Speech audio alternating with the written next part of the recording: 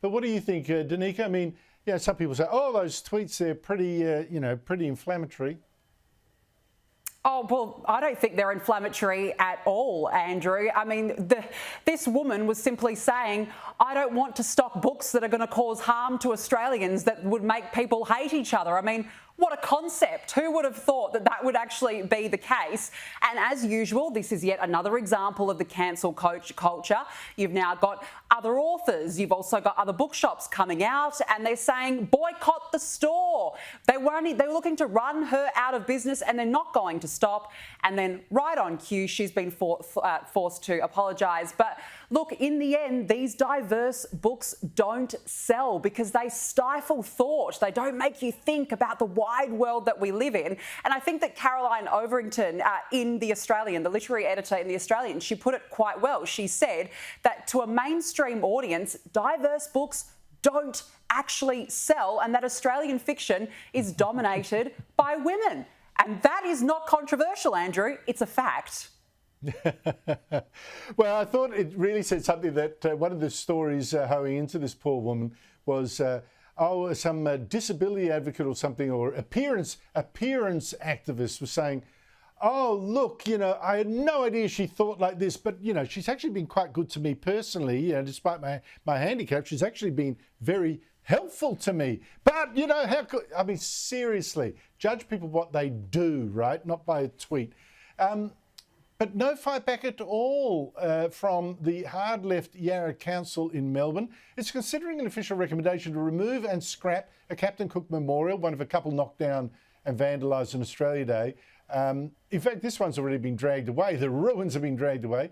One councillor says, oh, well, the locals would rather have their rates go to services, not statue repairs. Let's not bother putting it up again. Should this statue be repaired, Will Kingston, when almost every Australia Day seems to get vandalised? Of course it should be repaired and put back in place, Andrew, but the sad reality is the local councillor is probably right. The majority of the people in that local council area probably don't want to see that statue go back up. But here's the thing.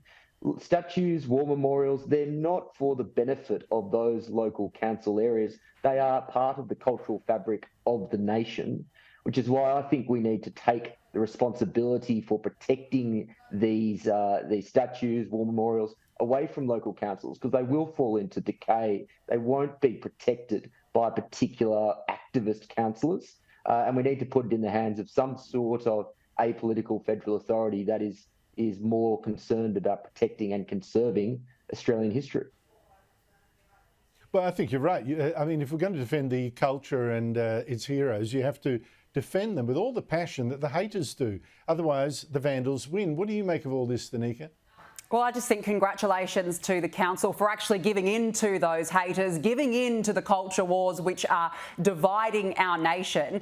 I would say that if this was, for example, a statue of an Indigenous person which had been vandalised, attacked with an angle grinder, which we saw on another statue at the weekend, cut off at the ankles, would they be calling a council meeting about this? No, I don't even think it would have not even made the minutes of the council meeting.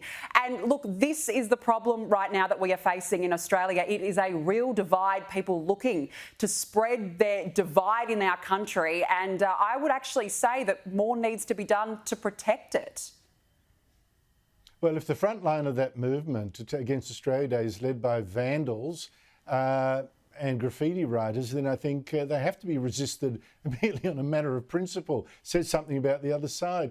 But just sticking with you for a second, Danica, this is weird. Channel 9 has had to apologise to a Victorian MP, Georgie Purcell, after doctoring this picture of her to give her bigger breasts, plus also a bared stomach.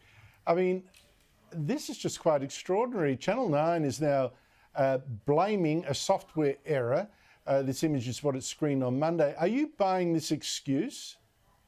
I'm not buying this excuse, Andrew, and I must preface by saying I've got no idea about technology, about how they use AI, but when I first heard what Channel 9's response was, I was quite shocked.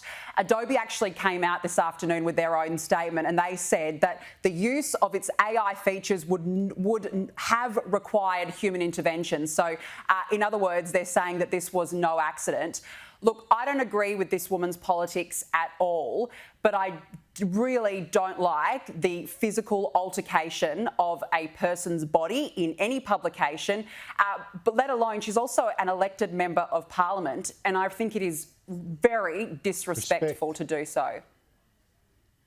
Absolutely. I just will end on a good note, a more successful fight back against all this. But a moral dilemma for us, maybe. The Sydney Theatre Company has now lost an estimated $1.5 million in ticket sales and donations since some of its actors staged a pro-Palestinian protest in Palestinian scarves at the end of a Chekhov play. So they actually smashed any, fourth wall. But is that actually the cancel culture we criticise? Another Alan Joyce success story. No, it isn't, Andrew. And this specious argument comes up from the left from time to time, and it bugs me. There is a big difference between stopping someone from doing something like their job and just not paying money to support someone or something.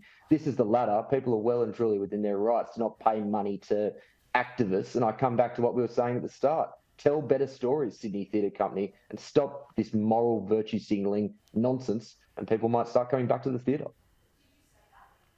Yes, I think there's a big difference between stopping yourself from supporting someone and trying to stop others from doing it. I think there's a big difference there. Will Kingston, Danica De Giorgio, thank you so much to you both. And Danica, all the best for Sunday. Good on you.